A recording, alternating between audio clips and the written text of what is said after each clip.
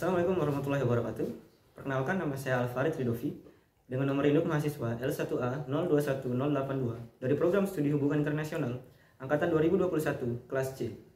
Pada kesempatan video kali ini, saya akan mencoba menjelaskan bagaimana agama Islam memandang ideologi sosialisme. Sebelum kita mendalaminya lebih jauh, ada baiknya kita memahami terlebih dahulu apa itu sosialisme. Sosialisme adalah suatu ideologi berupa serangkaian sistem ekonomi dan sosial yang ditandai dengan kepemilikan alat-alat produksi dan manajemen mandiri pekerja, serta teori-teori dan gerakan politik yang terkait dengannya. Sosialisme pada awalnya adalah suatu paham yang lahir sebagai kritikan paling keras terhadap sistem kapitalisme, yang dimana sistem kapitalisme tersebut menindas dan mengeksploitasi kaum buruh. Sosialisme merupakan satu tahapan transisi dari masyarakat kapitalisme menuju masyarakat komunisme. Sosialisme dan komunisme adalah suatu hal yang berbeda. Meskipun di dalam buku-buku seperti Das Kapital dan The Manifest of Communist, Karl Marx sebenarnya tidak terlalu menjelaskan secara rinci apa itu perbedaan antara sosialisme dan komunisme. Namun sebenarnya perbedaan antara sosialisme dan komunisme adalah berada pada tingkatannya. Jika suatu masyarakat ingin bertransformasi dari masyarakat kapitalis dan ingin menjadi masyarakat komunis, maka harus melalui tahapan untuk menjadi masyarakat sosialis terlebih dahulu. Ideologi sosialisme masih memiliki negara. Sosialisme juga memungkinkan individu untuk memiliki properti pribadi, sembari membuat beberapa properti publik lainnya. Negara dengan ideologi sosialis akan menerapkan kebijakan-kebijakan yang bernafaskan sosialisme. Negara pun akan berusaha melindungi setiap warga negaranya dan ideologinya dari musuh-musuhnya. Serta kebijakan ekonomi negara sosialis akan sangat terencana dan terpusat. Jika telah berhasil menjalankan suatu negara dengan menerapkan kebijakan sosialis, maka tahap selanjutnya adalah menuju masyarakat komunis, di mana komunis menganggap bahwa negara adalah alat yang digunakan untuk melakukan kekerasan kepada rakyat, sehingga dalam komunisme tidak mengenal istilah negara. Kemudian untuk urusan properti pribadi sepenuhnya dilarang dan tingkatan kelas-kelas dalam strata sosial benar-benar dihapuskan. Para mantan elit akan menjadi massa, kemudian massa akan tetap menjadi massa. Tidak ada yang lebih tinggi dari siapapun, semuanya setara. Mata uang pun tidak ada lagi, karena mata uang tidak membantu perekonomian. Mata uang dianggap sebagai alat untuk mengeksploitasi manusia. Karena sifatnya tadi yang tanpa negara, maka otomatis tanpa keluarga negaraan pula. Maka sistem pemerintahan pun akan menjadi sentralisasi, karena desentralisasi itu ialah demokrasi. Jadi, masyarakat komunis adalah masyarakat kebijaksanaan di mana orang harus dididik untuk menjadi berpengetahuan dan cukup bijaksana untuk memilih jalan bagi masyarakatnya. Kendati demikian, kaum sosialis pun terbelah menjadi dua, yaitu kaum sosialis yang menghendaki terjadinya masyarakat komunis dan juga kaum sosialis yang tidak menghendaki terjadinya masyarakat komunis, yang hanya mengharapkan cukup sampai tahap masyarakat sosialis saja. Kemudian, bagaimanakah agama Islam memandang sosialisme ini sebagai suatu paham? Seperti yang kita ketahui, turunan atau kelanjutan dari tahapan sosialisme adalah komunisme, yang di dalam paham komunisme tersebut tidak memiliki konsep ketuhanan. Bahkan Karl Marx sebagai penggagas ideologi ini mengatakan bahwa agama bukanlah petunjuk bagi umat manusia, akan tetapi ialah sebuah kerangkeng atau jeratan. Untuk menjawab pertanyaan tersebut, kita sebenarnya dapat melisik dari sejarah berdirinya bangsa kita sendiri, di mana bangsa kita sebagai bangsa dengan penganut Islam terbesar di dunia, yang proses berdirinya erat kaitannya dengan paham sosialisme. Sosialisme yang sudah dijelaskan sebelumnya merupakan suatu ideologi yang menjadi kritik paling keras terhadap komunisme yang menjamur pada abad ke-19. Kapitalisme erat kaitannya dengan imperialisme dan kolonialisme. Maka dari situlah, secara tidak langsung sosialisme pun kebanyakan menjadi bersahabat dengan para tokoh-tokoh pergerakan dan juga perjuangan nasional. Begitupun di Indonesia, banyak tokoh-tokoh pergerakan dan perjuangan nasional kita yang terilhami oleh ideologi sosialisme ini, yang membela kelas pekerja, buruh, dan petani, yang pada saat itu kondisi mereka tertindas dan terus dieksploitasi oleh kaum kolonial. Tanpa terkecuali sang proklamator kita dan Presiden pertama Republik Indonesia, yaitu Soekarno, yang di dalam perjuangannya terinspirasi dengan sosialisme. Bahkan, Bung Karno pun merumuskan suatu paham berupa sosialisme ala Indonesia, yang ia namakan sebagai Marxisme. Walaupun demikian, dalam wawancaranya dengan Cindy Adams, berulang kali Soekarno mengatakan bahwa aku tidak akan menjadi komunis dan aku tidak akan menjadi simpatisan komunis. Ia menambahkan juga bahwa dirinya tak mau disamakan dengan para komunis, karena ia berkata, 5 kali sehari aku bersujud secara lahir dan batin dalam melakukan hubungan erat dengan Sang Pencipta. Dapatkah seorang itu menjadi komunis? Namun, Soekarno bukanlah seorang yang anti komunis. Bung Karno mengecam orang yang fobia kiri atau takut dengan ideologi kiri sekeras beliau mengecam Islamofobia. Lantas, mengapa dapat terjadi demikian? Mengapa seorang tokoh yang beragama Islam taat dapat menerima dan bahkan perjuangan terinspirasi oleh sosialisme? Jika kita kembali menarik sejarahnya jauh lebih ke belakang lagi, Soekarno mengenal dan menghormati sosialisme. Ini dikarenakan pada saat mudanya ia berguru sekaligus tinggal atau indekos di rumah salah seorang tokoh pergerakan nasional yaitu Hos Cokro Aminoto yang merupakan tokoh karismatik pada saat itu, sekaligus pendiri dan pemimpin organisasi Sarekat Islam. Dari sinilah pertanyaan kita di awal pembahasan tadi akan terjawab.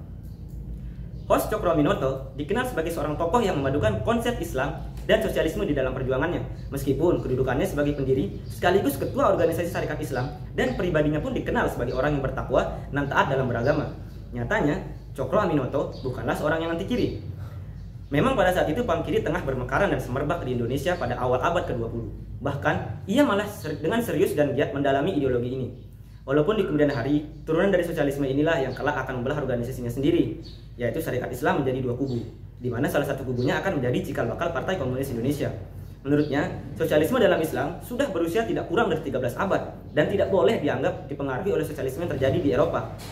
Ada dua tulisan Hos Cokro Aminoto yang cukup disorot, yaitu yang pertama, apakah sosialisme itu, dan yang kedua, sosialisme berdasarkan Islam, yang dimuat dalam surat kabar resmi Sarekat Islam pada 1 Januari 1913. Selanjutnya, sebagai bukti bahwa Cokro Aminoto memang dengan giat mendalami sosialisme dan ingin menyebarluaskan pandangannya dalam memadukan Islam dan sosialisme, ialah pada November 1924 ia menerbitkan buku dengan judul Islam dan Sosialisme.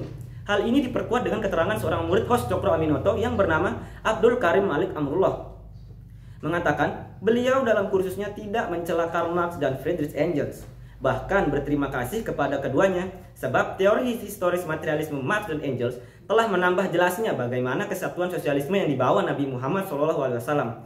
Sehingga kita sebagai orang Islam merasa beruntung sebab tidak perlu mengambil teori yang lain lagi. Begitulah kesaksian salah seorang muridnya, yaitu Abdul Karim Malik Amrullah, yang kelak akan dikenal sebagai Buya Hamka, yang di kemudian hari akan menjadi ketua pertama Majelis Ulama Indonesia pada saat Orde Baru, di mana rezim Orde Baru seperti yang kita ketahui itu sangat anti terhadap paham kiri. Bagi Hos Cokro Aminoto, Islam dan sosialisme bukanlah bagai air dan minyak yang tak dapat menyatu. Akan tetapi sebaliknya, Islam dan sosialisme merupakan satu kesatuan yang saling berkaitan dan berhubungan erat. Bahkan, Cokro Aminoto sebagai seorang tokoh yang pertama kali memadu padankan Islam dan sosialisme di Indonesia. Keduanya dipadukan, maka akan tercipta sesuatu yang apik dan dapat membawa kesejahteraan umat. Cokro Aminoto berpendapat bahwa sosialisme adalah paham yang mengedepankan rasa persaudaraan dan persahabatan yang erat. Sosialisme menurutnya ialah suatu paham yang didasarkan pada prinsip semua untuk satu dan satu untuk semua. Dalam perkataannya, ia mengatakan sosialisme sebagai cara hidup yang hendak mempertunjukkan kepada kita bahwa kita adalah yang memikul tanggung jawab atas perbuatan kita satu sama lain. Hos Cokro Aminoto memang mengagumi prinsip dasar sosialisme. Akan tetapi, sosialisme yang diterimanya itu tidak ditelan secara mentah-mentah. Bukanlah semata-mata sosialisme yang menyebar di Eropa pada saat itu. Sosialisme yang dimaksudkannya ialah sosialisme ala Rasulullah, yaitu sosialisme yang dilandaskan kepada Tuhan untuk kemudian umatnya wajib mengikutinya selagi itu masih menjadi perintah Tuhan dan tidak melanggar aturan agama. Jadi, yang dimaksudkan sosialisme Islam ala Cokro Aminoto adalah sosialisme yang dikontrol oleh identitas keislaman untuk mencapai kesempurnaan hidup baik di dunia maupun di akhirat. Menurut Cokro Aminoto pula, luasnya wilayah yang dikuasai Islam pada era kepemimpinan Nabi Muhammad SAW tidak dapat dipungkiri bahwa Rasulullah menerapkan prinsip sosialisme pada saat itu, yaitu dengan mengatur kebijakannya dalam upaya perluasan wilayah bahwa semua tanah yang dikuasai akan menjadi milik negara. Hal ini sesuai dengan prinsip dasar sosialisme. Karena menerapkan prinsip dasar inilah Cokro Aminoto mengapa Islam mencapai puncak kejayaan pada saat dipimpin oleh Nabi Muhammad SAW. Ia mengatakan bahwa rasa persaudaraan dan persatuan dalam dunia Islam, yaitu dasar yang sesungguh-sungguhnya bagi sosialisme, tidak akan pernah mati, bahkan akan selalu bertambah-tambah di dalam hati umat Islam. Ia memang serius dan bukan sekedar isapan jempol belaka dalam mendalami dan memadu padankan sosialisme. Bahkan ia pernah mengutip ayat Al-Quran, yakni surah Az-Zariyat ayat 56, yang artinya, "Dan aku tidak menciptakan jin dan manusia melainkan supaya mereka menyembah kepadaku." Menurut Cokro Aminoto, ayat ini sesuai dengan tujuan sosialisme, yaitu bahwa sosialisme hanya akan dapat tercapai apabila rakyatnya tidak hanya mengejar keperluan dan kesenangan biasa, melainkan juga harus mengejar tujuan hidup yang lebih tinggi. Cokro Aminoto seperti yang sudah saya jelaskan sebelumnya memang banyak menyetujui poin-poin dan pandangan Karl Marx. Namun ia juga tetap mengkritik pandangan Marx mengenai prinsip ketuhanan, di mana Marx mengatakan bahwa agama adalah kebingungan otak buatan manusia untuk meringankan beban hidup masyarakat, sehingga agama adalah sebuah candu bagi rakyat. Namun justru Cokro Aminoto dengan yakin menyatukan Islam dan sosialisme dalam paham sosialisme Islamnya. Maka, bagi Cokro Aminoto, sosialisme tidak melulu bicara soal materi semata. Terlebih sosialisme untuk kaum muslimin yang sebenarnya telah menerapkan prinsip itu sejak lama, jauh sebelum sosialisme digagas oleh para pemikir barat. Cokro Aminoto menegaskan, umat Islam punya ajaran sosialisme yang paling ideal. Lebih lanjut, Cokro Aminoto menyimpulkan bahwa bagi kita orang Islam, Tidak ada sosialisme atau rupa-rupa isme lain-lainnya yang lebih baik, lebih elok, dan lebih mulia selain sosialisme yang berdasarkan Islam. Itu saja. Konsep sosialisme ini bukan hanya ada dan berkembang di Indonesia, tetapi juga ada dan berkembang di belahan dunia yang lain. Sosialisme Islam banyak diciptakan oleh para pemimpin muslimin di seluruh dunia, bahwa ajaran Nabi Muhammad, khususnya masalah zakat di dalam Islam, sesuai dengan prinsip kesetaraan ekonomi dan sosial di dalam sosialisme. Sebenarnya ada banyak sekali turunan dari ideologi sosialisme Islam ini, antara lain Gaddafisme, ialah sosialisme Islam menurut Muammar Gaddafi. Kemudian ada komunisme Islam, yang dimana ini diawali oleh gerakan YC, yaitu gerakan komunis petani kecil dan buruh di Tatarstan, Rusia. Dan yang terakhir itu ada Marxisme Islam, yang telah berkembang sejak awal 1940-an. Walaupun komunisme mengajarkan ateisme, tapi tak menghalangi penyatuan cita-cita Islam dan komunisme dengan akar yang sama, yaitu anti-imperialisme. Mungkin demikian dari saya, demikian penjelasan dari saya. Semoga penjelasan saya dapat menjawab perdebatan dan diskusi kita tadi. Sekian dari saya, kurang dan lebihnya mohon dimaafkan. Assalamualaikum warahmatullahi wabarakatuh. Terima kasih.